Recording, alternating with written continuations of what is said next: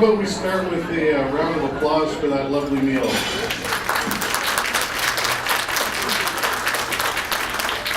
As compliments to the chef, for sure, that was delicious.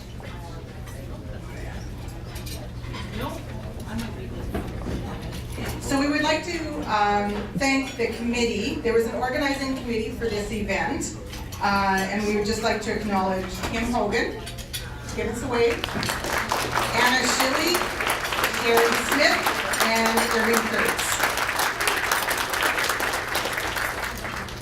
And then also for everybody who submitted a nomination form, we had a committee formed that went through each form and helped bring us to the winners today. So we would like to acknowledge Joan Nelson, Pat Simper, and Becky Weiling Jardine.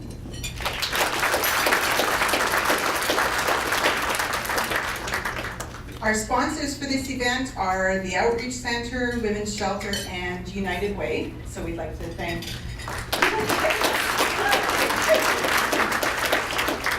And for the many door prizes, just a shout out to Apex Counseling Services, Alberta Sexual Assault Support Center, Community Corrections, Costco, Outreach, Proform, Concrete Services, Service Credit Union, and the Women's Shelter. So.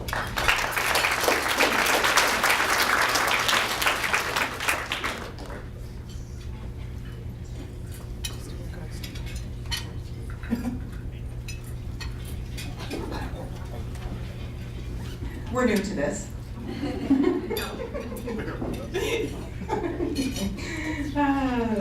We would also like to thank Shaw for coming to tape this for us, and our other media people who are present, and for being able to be able to save this for posterity and the enjoyment of those who couldn't be here today. And also, if you were nominated and then are the recipient, you can then brag to your family, and they will watch Shaw. So we would like to thank Shaw for helping us out today.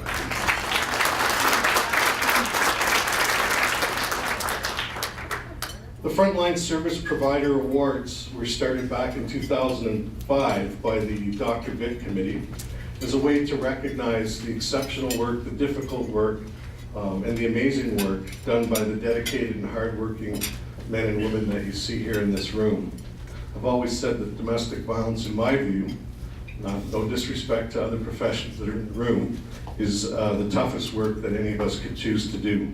The complexity, the danger, and all of the challenges that come with that work, it's very, very difficult. And the work that you guys are committed to and dedicated to each and every day makes an enormous difference in our community and with the people that you serve. So I want to acknowledge all of you and thank you for that. Give yourselves a round of applause.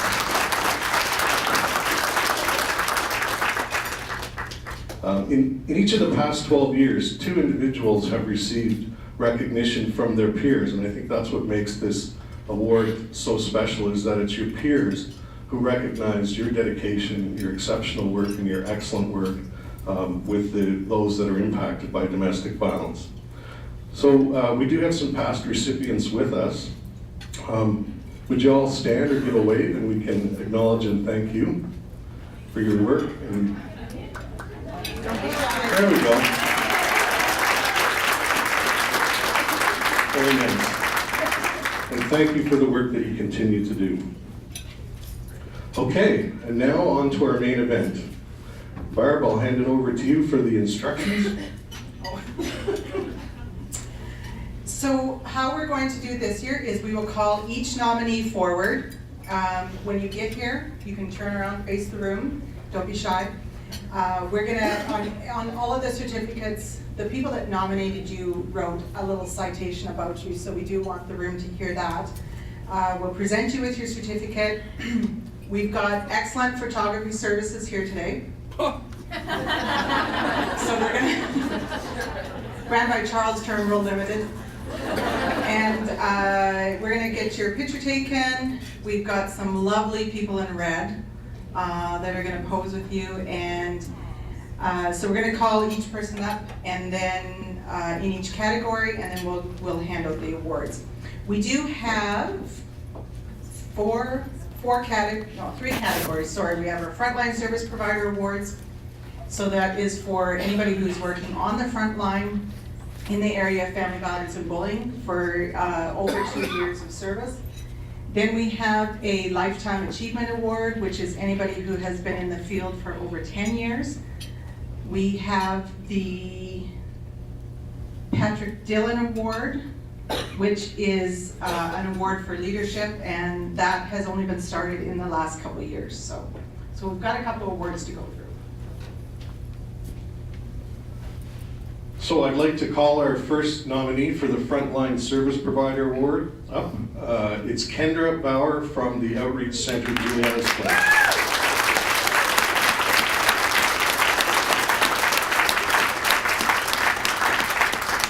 So Kendra, what your peers are saying about you is a hardworking role model who strongly demonstrates that success is not only based on how much one receives, but rather how much one gives.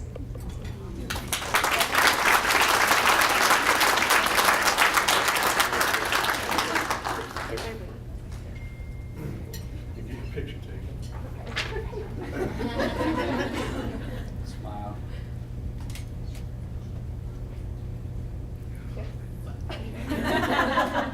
Again, Cracker Jack syrup. Go to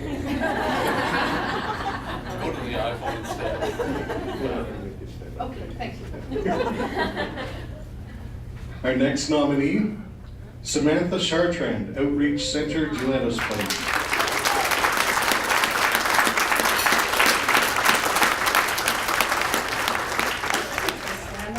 Okay, I'm awkward.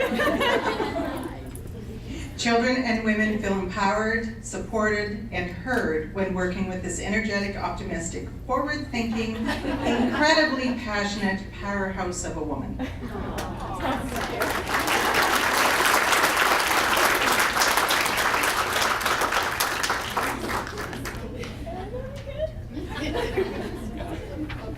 Thank you, thank you.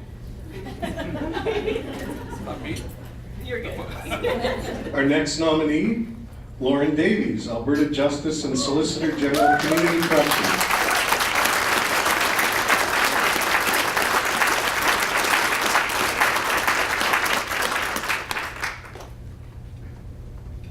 So Lauren's belief in the ability to help and foster change in her clients contributes to the safety and well-being of all of those impacted by violence and bullying.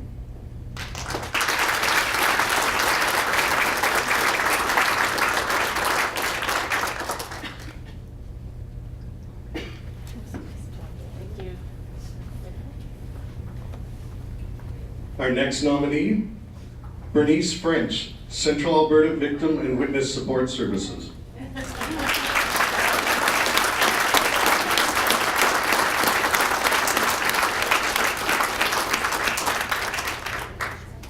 So in recognition of your selfless dedication and your passion to make a difference, that is why you were nominated.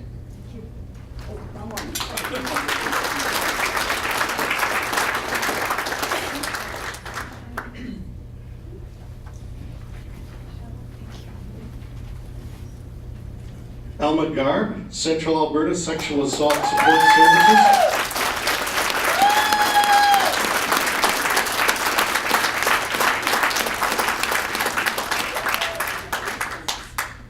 In recognition of your efforts in bridging the gap with Indigenous communities and high-risk populations.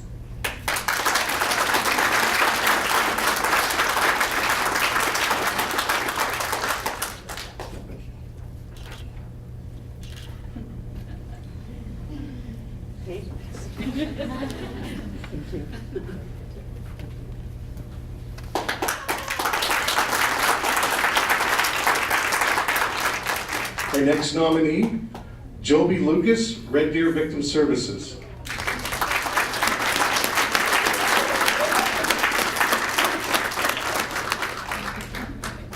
In recognition of your outstanding contributions to victims of crime and domestic violence, whatever you are, be a good one.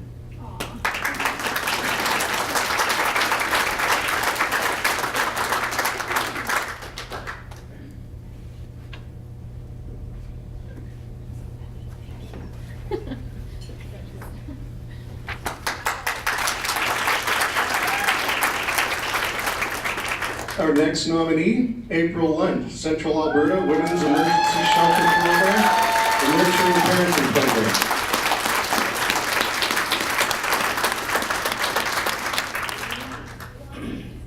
Always ready to step up to the plate whenever needed, her kind heart and gentle manner have a positive effect on everyone around her.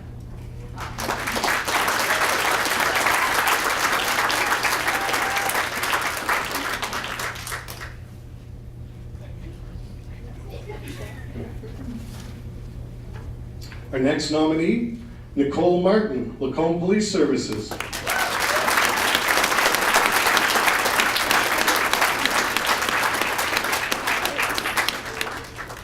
A caring, compassionate member who always has a smile on her face and is always there to help.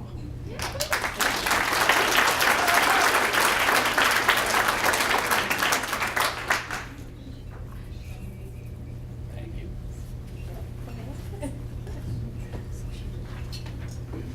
Our next nominee, Maria Medicine Shield, Domestic Violence Intervention and Response Team.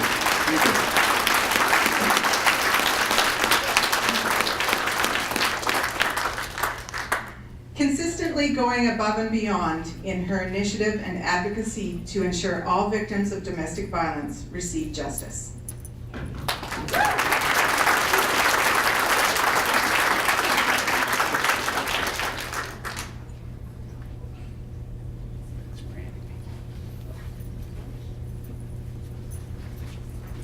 Our next nominee, Colleen Palachuk, Alberta Children's Services.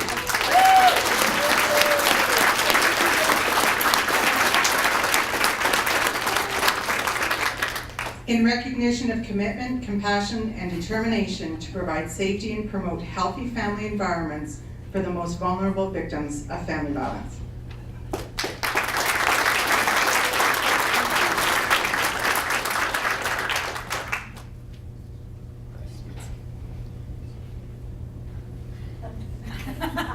And the final nominee in this category, Kelsey Steeg, the Outreach Center.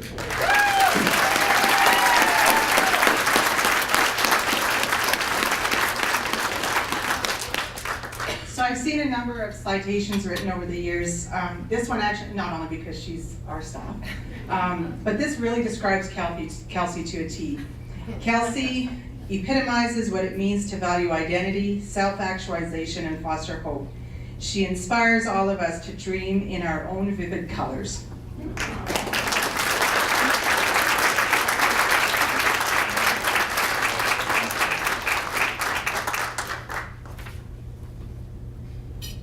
So these are all very worthy nominees.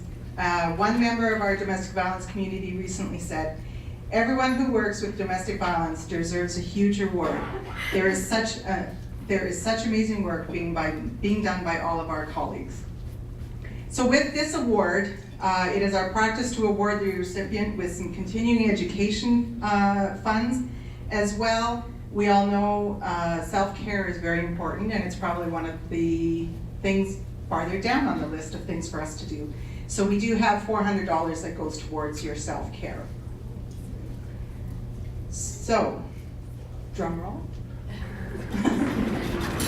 So the 2017 Frontline Service Provider Award goes to Lauren Davies.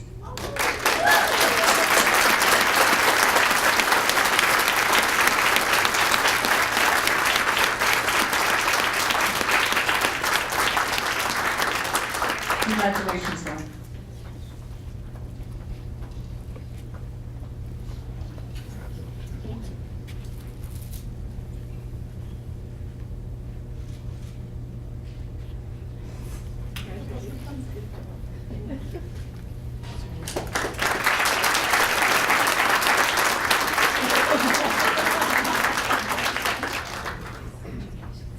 Lauren says to say thank you very much.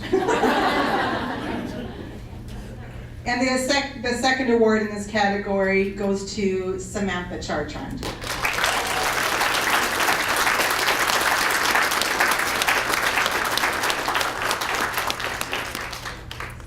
Thank you.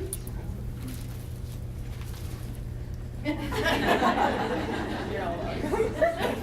Okay, thank you. So congratulations to both Lauren and Samantha and to everybody who was nominated.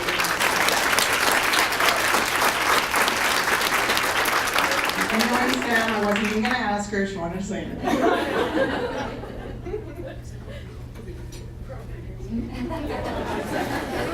And now we're going to move into the category for the Lifetime Achievement Award. May I also ask that the nominees and the recipients of the Frontline Service Provider Award stick around afterwards for some media questions and some pictures, and you'll go down in history. So in 2008, the organizing committee decided to add a second category of award for the Frontline Service Provider Awards. This is the Lifetime Achievement Award for those who have dedicated a decade or more of work to ending domestic violence and serving those affected by domestic violence throughout central Alberta. We've had four or five, we're not sure. We don't know how many previous recipients we've had, but it's about 4 or 5 really special people. We can't name them, but maybe if you're here in the room, if you would stand up, and we'd like to acknowledge you and again express our gratitude for your years of dedicated service. With the Lifetime Achievement Award recipients, please stand.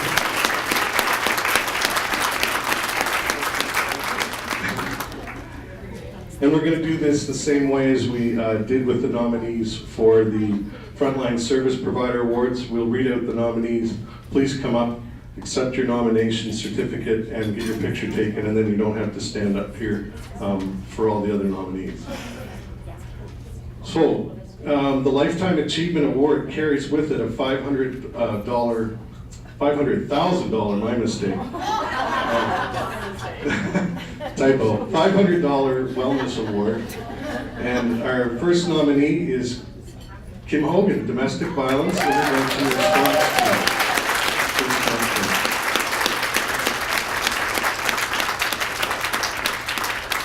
So Kim, your peers say about you, you're a true leader, you lead by example, you're the epitome of advocacy, compassion, determination, and integrity.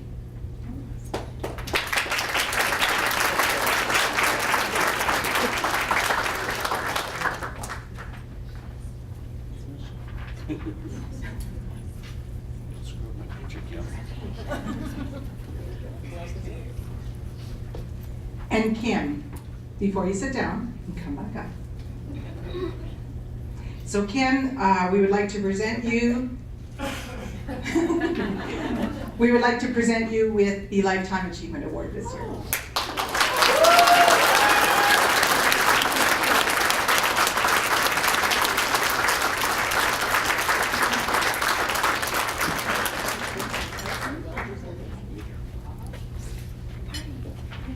And because we're always trying to find ways to recognize individuals in this room, we always keep adding these ideas and these awards. 2 years ago, we decided to create a new category to award a senior manager or director who they don't work in front lines anymore, but they have exhibited outstanding leadership in the area of domestic violence and bullying in our community. We've chosen to name this award the Patrick Dillon Award. And for anybody who knows Patrick Dillon, Patrick used to be, I'm probably about 12 or 13 years ago, Patrick was in our community, and he was one of the initial people who started to help build the collaboration and DRVIC. And so he was working for Children's Services. He presented he always went above and beyond. If anybody knows Patrick, he drove me crazy because he would just go above and beyond. Unfortunately, 2 years ago, we lost Patrick just due to a short illness. But we did want to recognize the work that he's done in our community, because I think a lot of what we have today is because of what he started, and then we were able to move forward on. So this year's nominees are... Our first nominee for this category is Patricia Arango, Central Alberta Sexual Assault Support Center.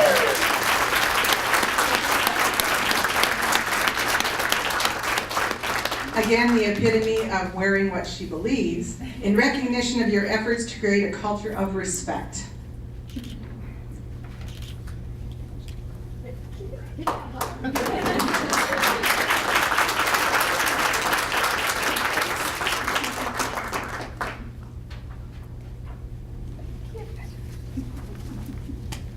Our second nominee this year, Jim Freeman, the Jim Freeman Psychotherapy Limited Group.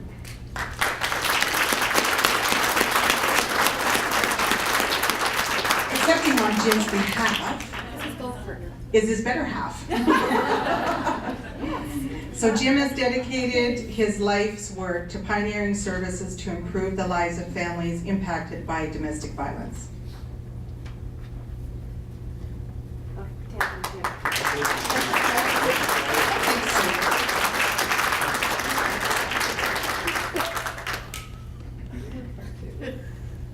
Thank you. That's cute. Our next nominee in this category is Charlotte Rockwell, RCMP, graduated domestic violence unit.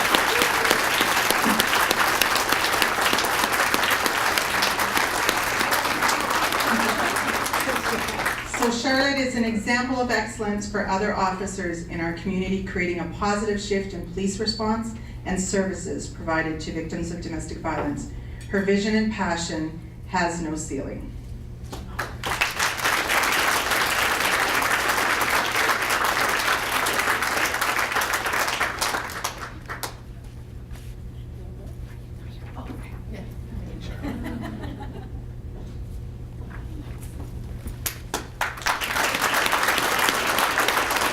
Congratulations to everybody who's not been nominated in that category. The 2017 recipient of the Patrick Dillon Leadership Award is Jim Freeman.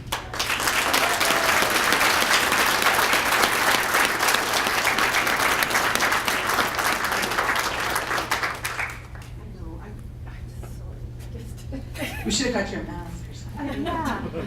Oh, thank you. Yeah, we can talk about it. We could talk about him, couldn't we? I wrote in a little thing. Would you like to speak? Yeah. Awesome. And our first speaker is. Come on. Well, you know what, serves him right. Right, for not being here. So on the plane home last night, which is, I'm here, he's not, I recover quicker. But I said to him, if you get an award tomorrow, I think we should talk about you. And I'm gonna write a little speech about you.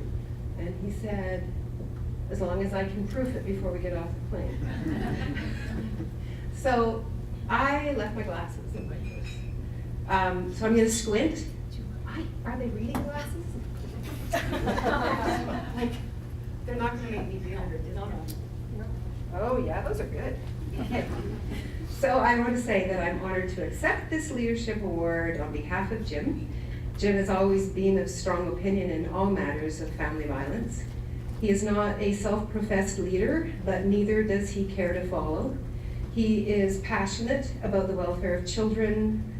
He is a private man that does not stay silent or back away from challenging beliefs that influence abusive behaviors or practices that threaten to diminish or derail the pro-feminist social learning approach to treating families.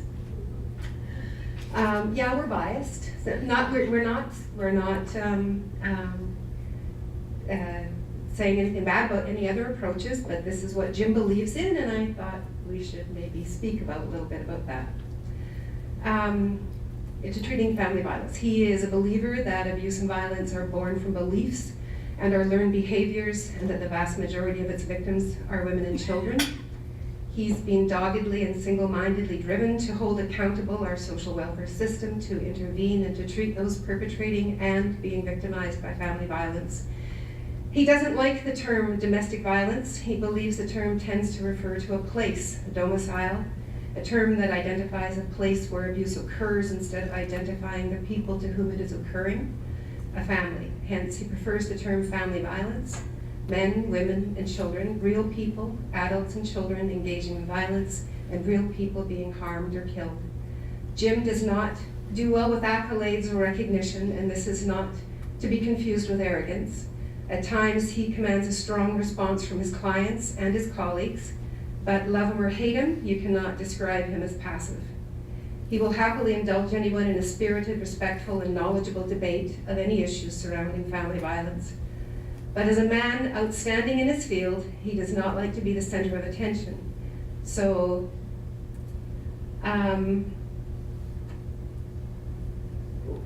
when I said, you know, you might get an award tomorrow, he was like, oh yeah, no, I'm not good at that. I said, contrary to what the word award might mean to us all, the word leadership is meaningless without recognizing that there are individuals, perhaps some in this room, who through their interactions with Jim have been compelled to think differently or participate differently in the mission of addressing family violence. I felt honored over the past 20 years to have him as my mentor and teacher and golf partner and life partner. In those 2 decades of sharing a practice with him, he has continued the pursuit of equality of specialized family violence treatment for adult female victims. Treatment spaces and funding that would at least equal the investment in the offender's treatment. As is his wish, I will not let this opportunity slide to advocate for more victim treatment spaces. We are lucky, our current 35-week therapy program for these women assists them to create tangible change that measures their successful movement towards a violence-free life. This takes time, investment, and a relationship that can make room for the damage from their traumas and any supplemental barriers. Even though this seems like a tall order to exact change in such a small period of time, over 80% of these women make monumental shifts in their lives over this 35 weeks.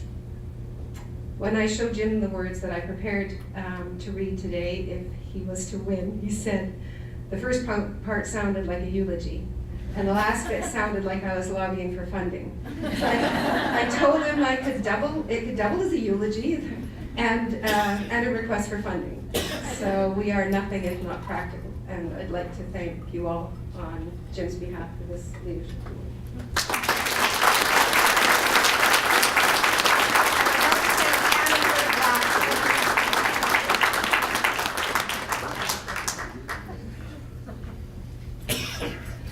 So also thank you to our RCMP for not melting.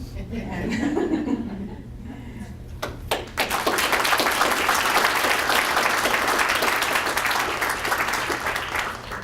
so that kind of wraps up the awards part. Don't leave, we still got more. But what we do want to encourage everybody to do is to start thinking about the 2018 awards and really recognizing your colleagues in the community for the outstanding work that they do in the area of family violence and bullying. So congratulations to all those who were nominated, all those who are sitting here supporting those who are nominated and doing the work, and especially to those who have won this year.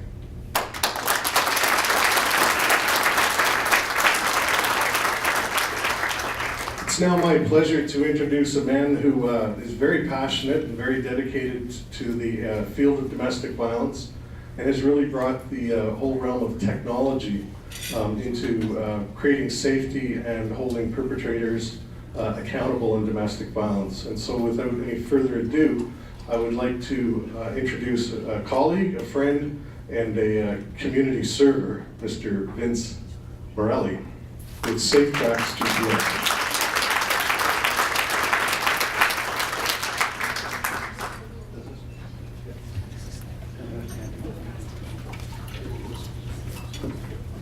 So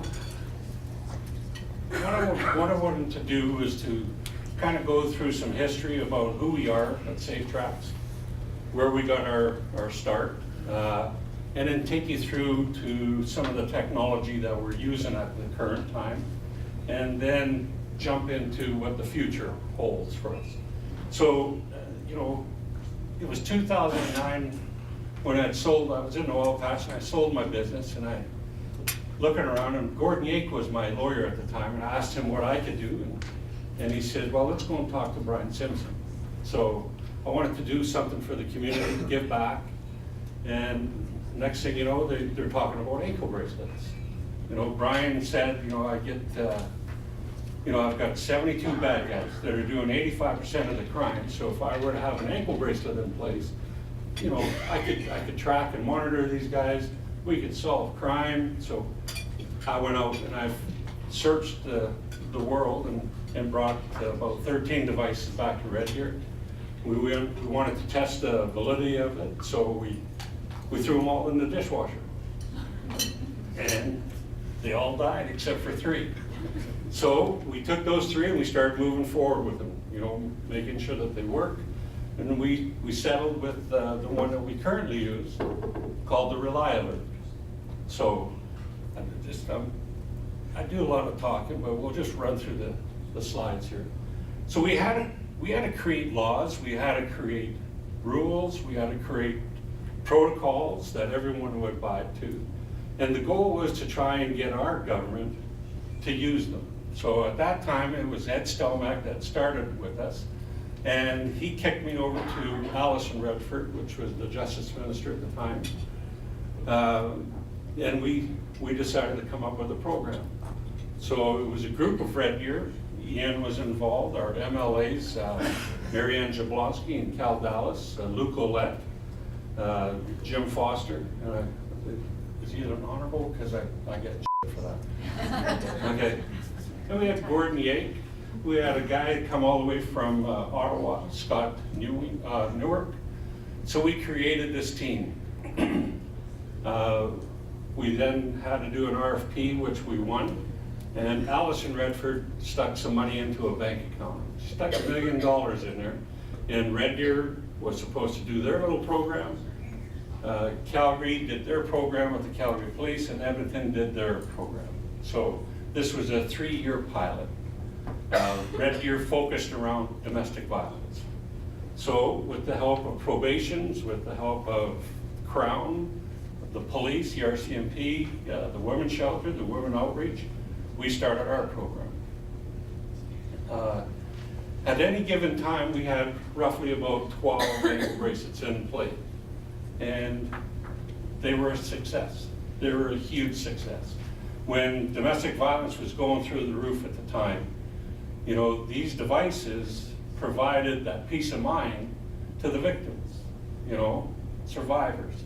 We were able to control the movements of the individual wearing the ankle bracelet, so, you know, the victim could come outdoors and go and get a job and be a part of the community.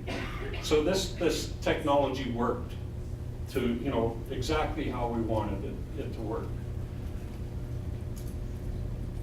The good thing about what we did when we started this program is we wanted to abide by all the rules and regulations. So I received a phone call from the Minister of Privacy, Jennifer Stoddard, and she says, if you're going to do it, bring the servers into Canada. So we partnered up with a monitoring center in Sudbury, Ontario, and we brought the servers, which cost a lot of money so we can collect the data, store the data, and monitor the data in Canada. So that was one of the biggest things that we did, and to make it a Canadianized, you know, forum. As I said, the choice product that we wanted to go with is the ankle bracelet it's called the Rely Alert. This thing has a fiber optic built inside of it, has a tough cuff with metal in the inside, metal on the outside. It has a cell phone built inside of it. So if the offender gets too close or he gets away from us a little bit, we can call the device and make sure he's aware. We can also have, for the pedophiles up in Edmonton, we have a 95 decibel siren. So we're gonna just do a little test here. Hello, this is the State Sharks Monitoring Center. We're doing a checkup on your device. Yes, it's Vince Morelli here. I'm just doing a test. Okay, perfect. And can we have your passcode? My passcode is Brutus. Thank you. We are disconnecting. Thank you. So at any given time, we can contact the offender if he's getting too close, if he's, you know, stalking. We can see all of that. And this is proven quite well, this product that we're using. Some of the highlights that we've done is this ankle bracelet itself was on Travis Vader. You know, we were able to provide 2 more convictions against him because of the data that we collected with this. We also had our ankle bracelets on Omar Carter when he come to Canada. So Safe Tracks have been kind of the upfront, the forward-moving company that the government seems to trust. And I think it started from our group relationship here in Red Deer. The wildest one we ever had was a guy never paid his taxes, so we got hired by the Canada Revenue Service to put a bracelet on a guy so he wouldn't leave Canada. So, you know, we even do that. The one thing that we're really proud of is our tough cuff. Now, with this cuff in place, you cannot cut it off. Emergency services can cut it off. I tried cutting it off, and you know, I went through 2 asthma attacks, just about a heart attack. 20 minutes, and then Brian Simpson, he found me behind the dumpster. But it was 20 minutes, and then he had me, and I could not run away from him. So the tough cuff is what we use for house arrest programs, and it's working. So I just wanted to bring that to your attention. Here's our software that we use. We use a Google Maps software. We're dropping a breadcrumb of this ankle bracelet every minute, so we know exactly where it's at. We run analytics with it, so let's say Ian was on this ankle bracelet for 6 months, then he was off of it for a year, but then all of a sudden some of the things that he used to do started, you know, reappearing. So we can go back into our analytics when he was using an ankle bracelet, and we can give the best 10 places where we could maybe go and find Ian, because they're kind of doing exactly what he was doing prior. So the analytics that we're able to do is phenomenal. We can get street views, we can get speed. The software does most of the work. We just, you know, watch it every once in a while. This here is an inclusion zone. This is what we would do for a house arrest. So if the offender was not allowed to leave his house, we'd put a zone around his house and lock him down. He would not be allowed to leave that area. If he does, that's a breach of his conditional release, and he would be arrested and thrown back into jail. We have quite a lot of people on a house arrest, and the one thing that we do see is once you put the ankle bracelet on the individual, and we've got them on some bad guys, you know, murderers, pedophiles, anything imaginable, they're wearing our bracelet. But once they're on it, they know they can't cheat it. So they respect it. And that's the good thing about it. On the other side, this is an exclusion zone. This is a scenario that we used right here in Red Deer, whereas the offender who might have a conditional release where he could go to work and travel back and forth to work, this would be a typical zone that we would put up around the victim's household, around the victim's kids' schools, around the victim's family. Wherever we never want the offender, we would put a zone up that he was not allowed. We would also put a little bit of a buffer zone around that to give us more time to react. There again, when we were running the pilot, we never ever seen a whole bunch of this. We did see that they would always go and test the limits of the system, but you know, it was always great. So the technology is you know, second to none. As I said at the beginning, we partnered up with a monitoring center. I asked Brian Simpson and colleagues all across Canada, where could we go? Where could we bring this server? So this company, Northern 911, which is located in Sudbury, Ontario, was the chosen facility. You know, it's a 5-diamond, fully ULC certified department, speaks 170 languages. So as we're getting into the immigration where we're seeing a lot more different people showing up into our communities, we need to be able to talk to different languages, speak their mother tongue. So that's what we've done here. It is North America's largest 911 transfer center. It is recognized by Rogers, so if you have a Rogers cell phone and you dial 911, you will be going through them. So that's a big plus for us to be related to these guys. Now, I had a video, you know, we all know what domestic violence is, so I won't play this, but maybe later if you guys want a copy of it, we can ship it to you. I want to get to a part of when we're doing the ankle bracelets, I'd sit down with Ian and everyone and I'd say, so what are we doing for the victims? You know, I see that, you know, we're putting ankle bracelets on the offenders. What are we doing for the victims? And they said, well, you know, we give them a restraining order or an emergency protection order. You know, big deal. You know, what you gonna do? Give them a paper cut? So we decided to take the technology we learned from the Rely Alert, and we created our own little device that Ian and a lot of you use for the victims.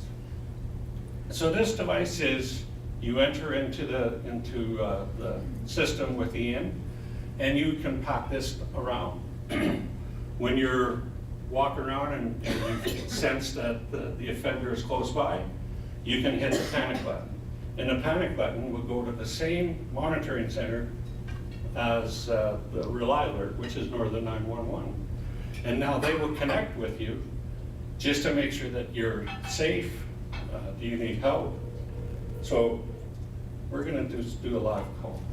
Big Chuck Emergency Center, what is the address of the emergency? It's Vince here, I'm just doing a test. Okay, can I have you located on approximately 3 Street, Petroleum Drive in Roger? That's correct. And you would have my Latin loan, correct? Yes. Okay, I don't need that. So just hold on, Northern 911. So this is a cool system. We know where you are.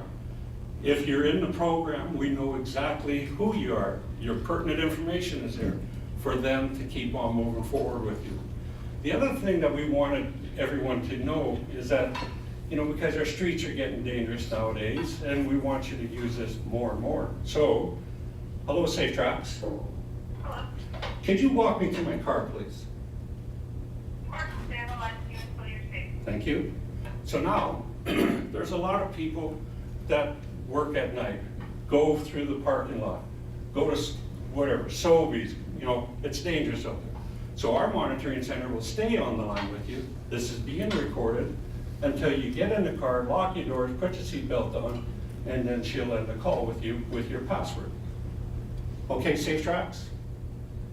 Can I get your passcode? My passcode is Brutus. Bruce is a good phone. Thank you. Thank you. And that's, we end that call. So what we're doing is we're just trying to look out for you a little bit more. You know, if you go home and you notice that the curtains are different, push the button, walk inside, they'll stay with you. And if something were to happen, they know who you are, where you are, and they'll push this right into the bubble.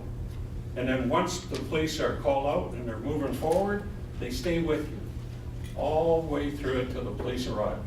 So this is, you know, we have about 850 of these across Canada.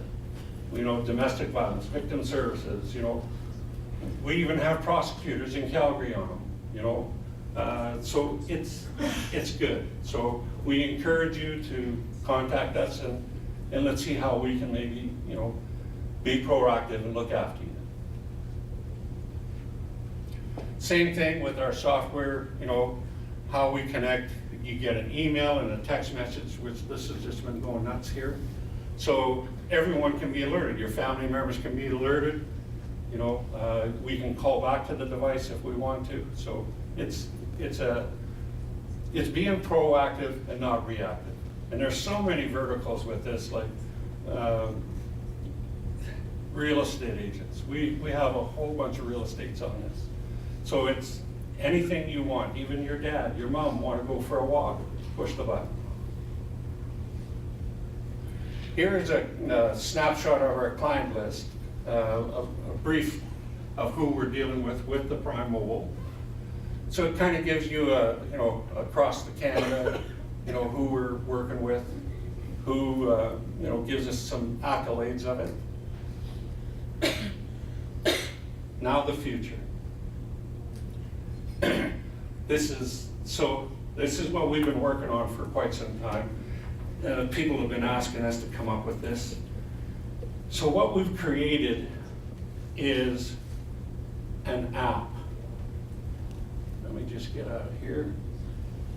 So it's an app on your phone that now talks to the ankle bracelet. So if the victim has the app on her phone tied to the offender who is wearing the ankle bracelet, we can now set up a buffer zone, a mobile buffer zone, that we can keep them apart. So, you know, if he's walking down the street and she's driving and they come in with a proximity, we will get notified. So I got 3 screenshots here. This is me testing it out, and just forgive me. So this up here, let me see my mouse here. This here is the victim just driving down. The offender is at a residence in Upper Fairview. This is his mobile zone or halo. As you can see, once she entered into his zone, the siren would go off. She would get an alert on her cell phone. The monitoring center would get an alert at the monitoring center. We would contact both at the same time and stop.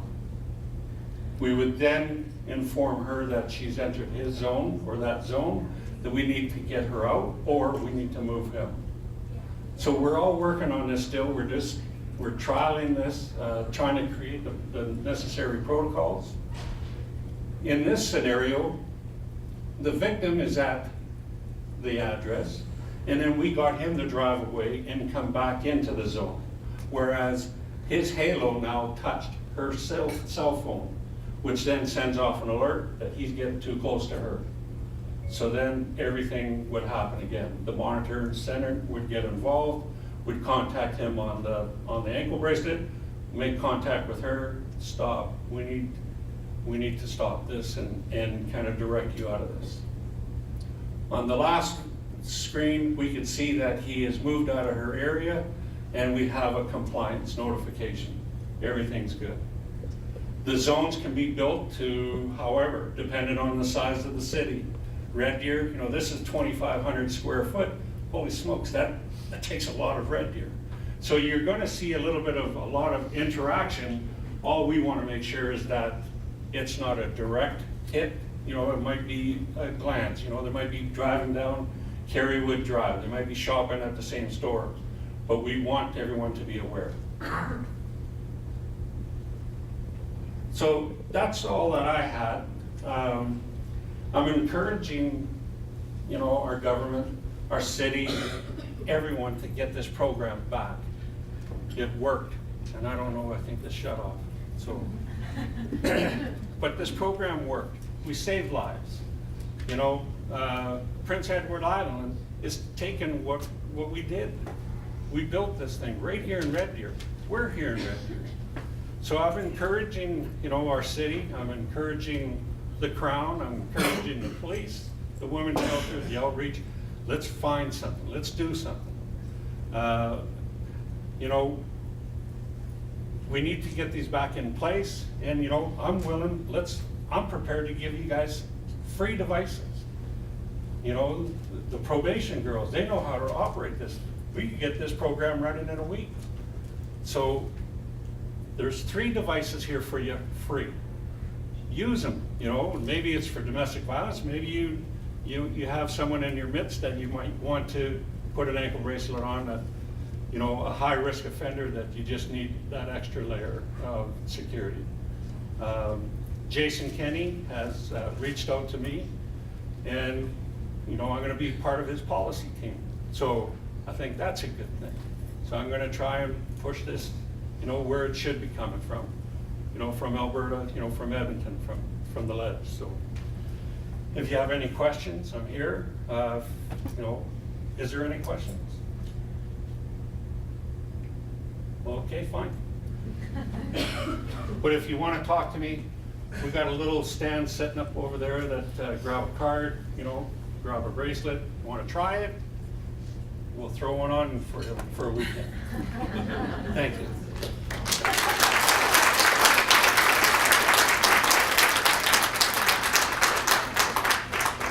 Thanks, Vince. Thanks for the generous offer of three bracelets. Who wants to put one on? Your family can track you at all times. So that concludes our program for today, folks. Once again, I want to congratulate all the nominees and those award recipients today. And I want to thank you all again from the bottom of my heart for the very difficult work that you do each and every day. Hang in there, hang tough, and we'll see you again in a year. Thanks. Have a good afternoon.